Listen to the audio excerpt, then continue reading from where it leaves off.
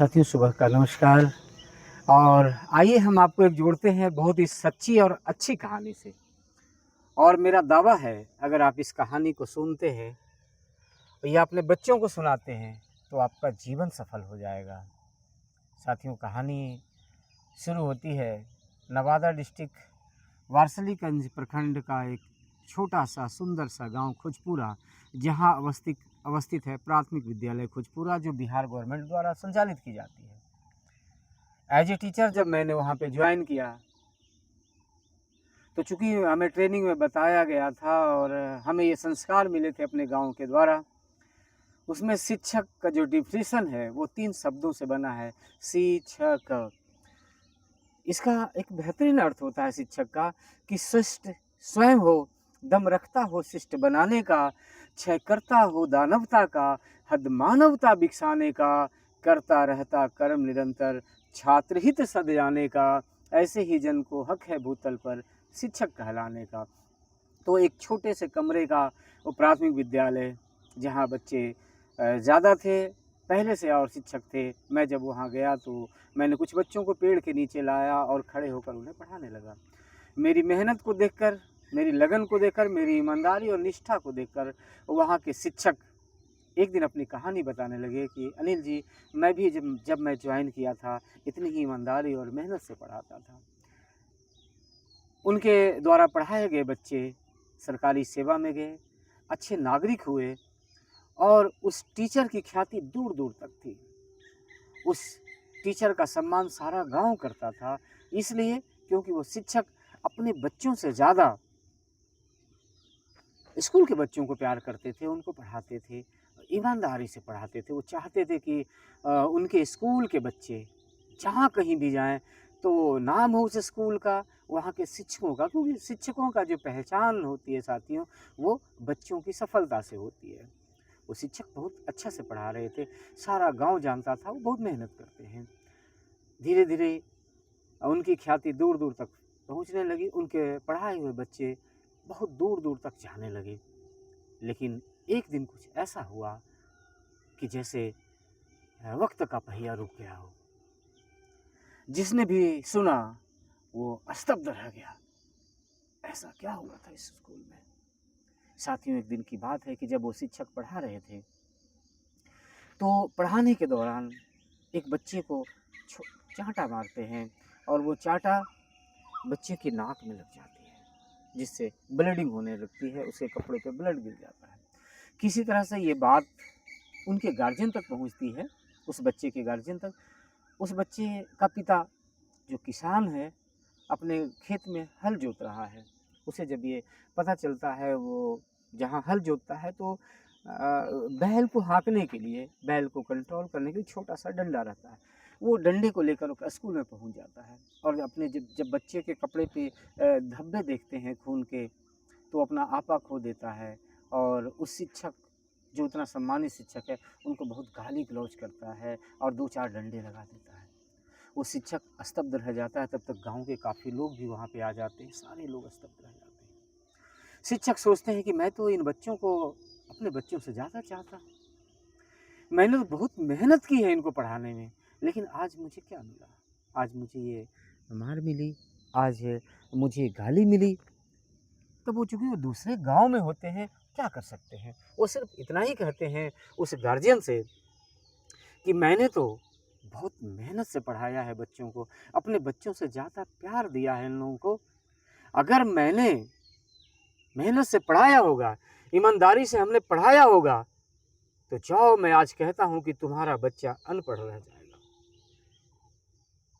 और साथियों आज की डेट तक वो चूँकि उम्र में बड़े हो चुके हैं वो बच्चे, वो अब आदमी बन गए हैं और लेकिन आज उनको पैसा नहीं गिनने आता है। तो शिक्षक का जो अभिशाप है और आशीर्वाद है, दोनों लगता है साथियों, और ये हमने अपने जीवन में देखा है। दूसरी कहानी से हम आपको जोड़ते हैं प्राथमिक विद्यालय, वो भी प्राथमिक विद्यालय है वारसिलीगंज प्रखंड के अंतर्गत, लेकिन मैं किसी कारणवश नाम नहीं ले पा रहा हूँ उस विद्यालय का। वहाँ शिक्षिका रहती हैं जो पढ़ाती हैं बच्चों को, बहुत मन से पढ़ाती हैं। अन्य शिक्षक भी रहते हैं, बहुत मन से पढ़ाते हैं।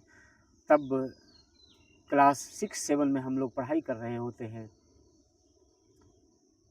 कुछ बच्चे जो 6-7 में पढ़ते हैं, उनके साथ में उस शिक्षिका का एक बच्चा भी पढ़ता है।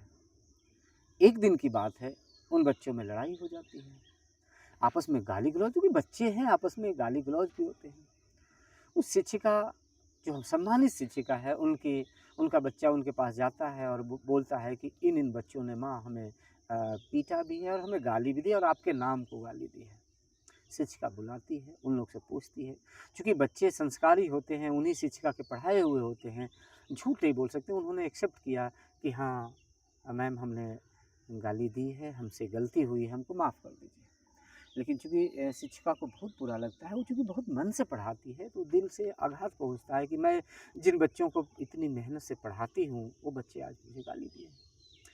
तो वो कुछ नहीं बोलती, सिर्फ़ इतना ही कहती है कि अगर मैंने मन से पढ़ाया होगा, ईमानदारी से हमने पढ़ाया होगा अपने बच्चों के जैसा तुम लोगों को, तो जाओ, जीवन में तुम लोगों को जगह नहीं मिलेगी। बच्चे बड़े होते हैं, 10th पास करते हैं और सभी तैयारी करके एग्ज़ाम देने जाते हैं। एग्ज़ाम देते हैं लोग, उनमें से एक बच्चा पटना पहुँचता है और अपना पहला एग्ज़ाम एयर फ़ोर्स का देता है। सिलेक्शन हो जाता है उसका पटना में। लेकिन ऑल इंडिया रैंकिंग में जब वो रैंकिंग बनती है, उस बच्चे का नहीं होता है। तो रेलवे का एग्ज़ाम देता है, वहाँ भी वो बच्चा पास कर जाता है, लेकिन अंत में फिर वो डिस्क्वालीफाई कर दिया जाता है। आर्मी में जाने का उस बच्चे का बहुत शौक़ रहता है, उसके दौड़ को कंप्लीट करता है, सब कुछ करता है, लेकिन मेडिकल में बच्चा छूट जाता है। ऐसे तमाम कम से कम 10 कंपटीशन वो क्वालीफाई करता है वो बच्चा, लेकिन कहीं न कहीं अंत में जाकर वो डिस्क्वालीफाई कर दिया जाता है। तब उस बच्चे को एक दिन एहसास होता है कि आखिर क्या कारण है कि इतनी मेहनत करने के बावजूद, अपने स्कूल का टॉपर रहने का बावजूद मैं कर नहीं पा रहा हूँ। तो उस बच्चे को एक बात याद आती है कि जब वो 6 में पढ़ रहा होता है, तो एक शिक्षिका उनको बोलती है कि अगर मैंने तुम्हें पढ़ाया होगा मन से, तो जाओ, तुम्हें जगह नहीं मिलेगी। वो बच्चा बहुत रोता है कि शायद इसी वजह से सिलेक्शन नहीं हो पा रहा है। वो अपने एक दोस्त को लेता है और उस प्राथमिक विद्यालय में पहुंच जाता है, जहां शिक्षिका होती है। वो जाकर उनके पैर को छूता है, तो वो पूछती, आशीर्वाद देती है और बोलती, कैसे हो बेटा? तो वो बच्चा बोलता है कि आपका बेटा अच्छा नहीं है। बोलती, हुआ क्या है? बोला, आपका बेटा मेहनत बहुत करता है, लेकिन अंत में जाकर फेल हो जाता है। तो बोले, क्या कारण उसका है, उसका तो पता करो। बोला, कारण तो हमें पता चल गया है, अगर आपका आशीर्वाद मिल जाए तो हम सफल हो जाएंगे। फिर वो पूरी कहानी बताता है और शिक्षिका के पैरों में गिर जाता है, बोलता है कि आप हमें आशीर्वाद दे दीजिए। वो उठाती है, सर पे हाथ रखती है और बोलती है, जाओ बेटा, तुम्हें जगह मिल जाएगी।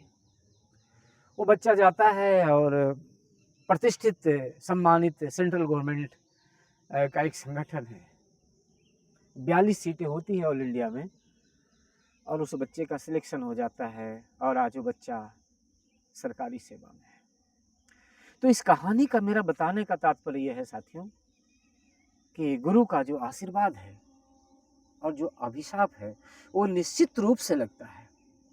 आप रामायण देख लीजिए, आप महाभारत देख लीजिए, आप बाइबिल देख लीजिए, आप कुरान देख लीजिए, सब जगह आप जाएंगे, पाएंगे, तो आप पाएंगे कि गुरु का स्थान होता है वो सबसे ऊंचा होता है।